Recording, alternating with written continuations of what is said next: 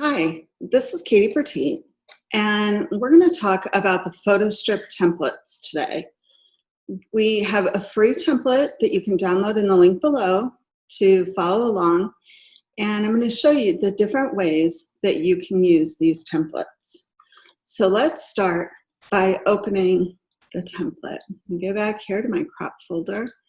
I'm going to first show you how to use it with 3 photos. So I'm going to open up the clean version. There's a clean version that you can see here and a painted version. So we're going to go with the clean. Open it.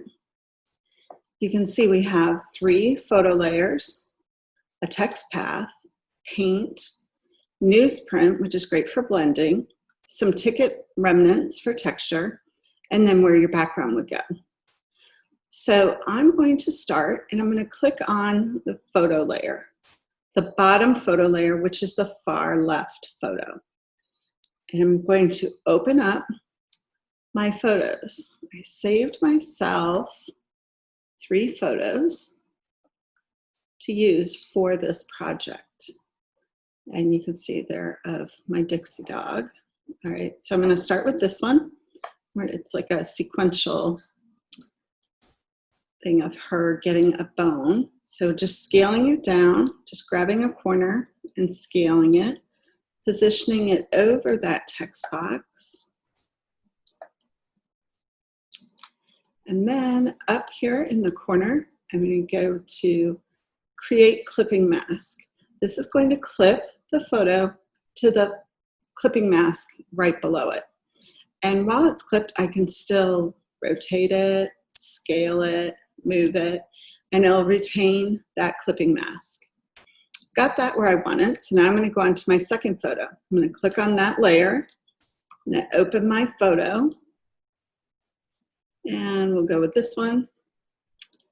Click it, drag it in, scale it, and I really don't have to scale it all the way down. I could just go over here to Create Clipping Mask, and then I can scale it when it's in the box.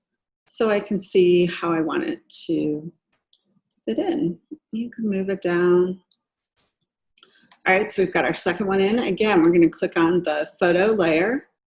I'm going to open my photo, and we'll find this one is the one we haven't used.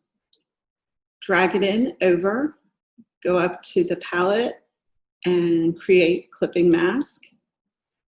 Clips it to that clipping mask, scale it down by just grabbing a corner and scaling. For this one, if you notice, I'm trying to keep all the bones kind of in line for the composition of it all.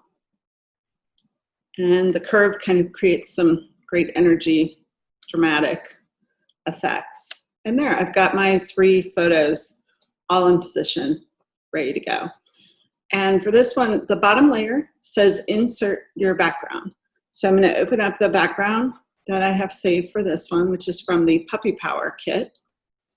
I'm going to drag it in.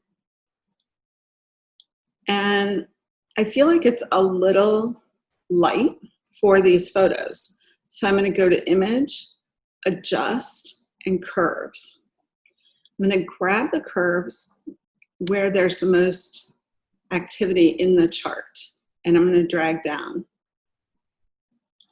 That makes it a little bit darker. The newsprint, because it's white, really stands out. I'm going to select that layer and just multiply it. Linear burns a little too much, so we'll just go to multiply and multiply again. Just add some texture with the type. Now for the paint layer, I want to change the color. So I'm going to go to my foreground color, and I'm going to select a color from the photos and then just go a little bit darker. Using a tip we've shared in earlier videos, I'm going to hold down Shift, Option, and Delete. And that's going to change the color of that stamp in that layer. And we're all good. I'm going to move it around. The other thing, you can kind of see like these gray specks happening. Well, that is our ticket remnants. So if you turn that layer off, you can see that that's the ticket remnants. So turn those on a linear burn. And what those do is they just give your page some texture. You don't have to have them in your page. It's just something I like to include. And there you have it. That page is all done with 3 individual photos, just like the 3 masks that we have. Now, one of the questions we've been getting a lot is they're seeing how the creative team is putting one photo across this whole mask. And so that's what I'm going to show you next. So we'll set this one aside and close my photos of Dixie. And I'm going to open up the painted version. And here we go. We've got the painted version. It's asking me to update because I'm using a current version. And we set all of our templates to be back active or whatever. So they work with Photoshop 6 and some of them earlier, because I know not everyone is on the current version. So now we've got our painted template, and we've got 3 photo masks again. There's a few ways you can do this. So I'm going to take my time here and show you a few different ways, and then you can decide what's the easiest for you. I'm going to find my photo. Okay, this is the photo that I'm going to use. I'm going to drag it in and position it where I want it. And now I'm going to click and drag over the plus, and that's going to make a copy. I'm going to drag each copy over each mask layer. So then I have 3 photos. They're all in the exact same position, and they're all over each mask. And I can go create clipping mask, create clipping mask, create clipping mask. And there you have it, the one photo spread all the way across. Now, let's show you a different way to do this. Let's take all 3 of these photo layers. I'm going to hold down the Shift key to select them all, and then I'm going to go up and I'm going to say Merge Layers. That's going to put them all on one layer. My photo is already here, so pretend I dragged it in. And all you have to do is click on that photo layer, create clipping mask, and there you have it. It's clipped to all 3 of the masks in one. And it's really that easy. They're really pretty easy to use. These templates, I'm going to show you again. I'm going to sample a color and change the color of the background.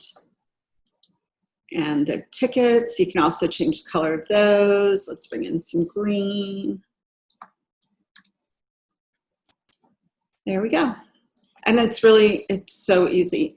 And the photo strip templates, I'll have links to them down below.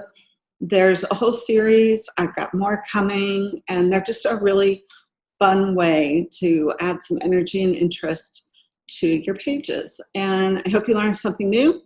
And be sure to like and subscribe and hit the bell for notifications to let you know the next time that we upload a new template. All right, template or blendable layer or stamps or whatever it is that we've got for you. So we'll keep them coming. Have a great day. Bye now. Thanks for watching.